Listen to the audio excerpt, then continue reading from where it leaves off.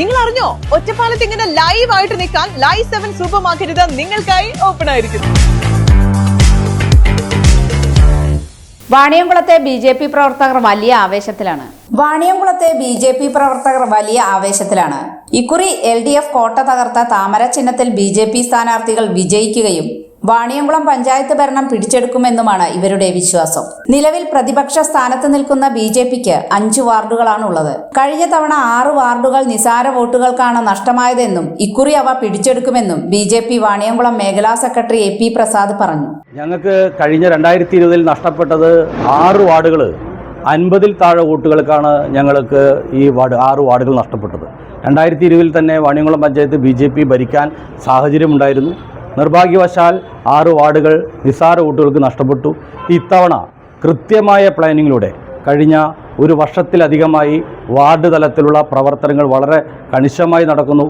Ward വിഭജനത്തിന് ശേഷം കൃത്യമായ ഇടപെടലുകൾ നടത്തുന്നു. വോട്ടർ പട്ടികയിൽ ഏറ്റവും കൂടുതൽ പേര് ചേർത്തുള്ള പാർട്ടി ഭാരതീയ ജനതാ പാർട്ടിയാണ്. ആ തരത്തിലുള്ള പ്രവർത്തനങ്ങളെ ഞങ്ങൾ മുന്നോട്ട് പോവുകയാണ്. 100% വാണിയംകുളം പഞ്ചായത്ത് അധികാരത്തിൽ ഭാരതീയ ജനതാ പാർട്ടി എത്തുമെന്ന് പൊതുസമൂഹം വിലയിരുത്തി കഴിഞ്ഞിരിക്കുന്നു. ആ തരത്തിലുള്ള മുന്നേറ്റമാണ് ഓരോ സ്ഥാനാർത്ഥികളുടെയും ക്യാമ്പയിനിൽ നിന്ന് ഞങ്ങൾക്ക് നാടുകളിൽ നിന്ന് കിട്ടുന്നത്.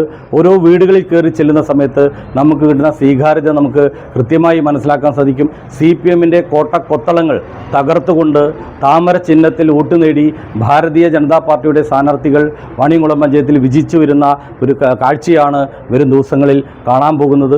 ആ തരത്തിലുള്ള ഒരു പ്രവർത്തനമാണ് ഞങ്ങൾ മുന്നോട്ട് വയ്ക്കുന്നത്. അഭിപ്രായ ഭിന്നതകളില്ലാതെ നല്ല സ്ഥാനാർത്ഥികളെ തെരഞ്ഞെടുക്കാൻ ബി.ജെ.പിക്ക് കഴിഞ്ഞതായും കൃത്യമായ വികസന കാഴ്ചപ്പാട് ബി.ജെ.പിക്ക് ഉള്ളതായും വികസന ചർച്ച നടത്താൻ തീരുമാനിച്ചിട്ടുള്ളതായും അദ്ദേഹം പറഞ്ഞു. ഭാരതീയ ജനതാ പാർട്ടി കൃത്യമായ ഒരു വികസന കാഴ്ചപ്പാടിലൂടെയാണ് ഞങ്ങൾ മുന്നോട്ട് പോകുന്നത്.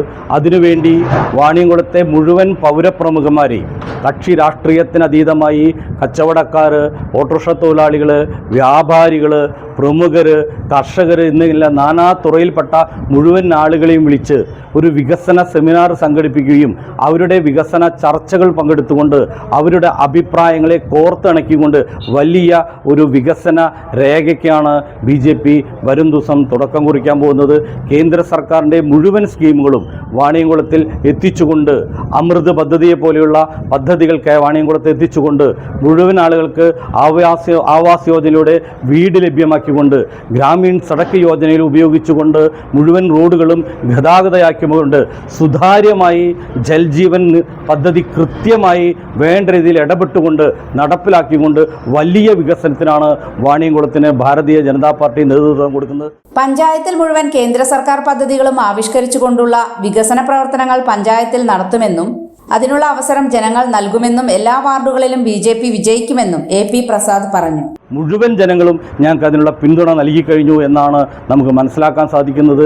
ഈ തരത്തിലുള്ള പ്രവർത്തനമായി 2025 ഡിസംബർ മാസം 13-ാം തീയതി റിസൾട്ട് വരുമ്പോൾ വാണിയംകുളം പഞ്ചായത്തിലെ 20 വാർഡുകളും താമര ചിഹ്നത്തിൽ മത്സരിക്കുന്ന മുഴുവൻ സ്ഥാനാർത്ഥികളും വിജയിച്ച് കയറി വരുന്ന ഒരു സാഹചര്യമാണ് വാണിയംകുളത്ത് ഉണ്ടാകാൻ പോകുന്നത്.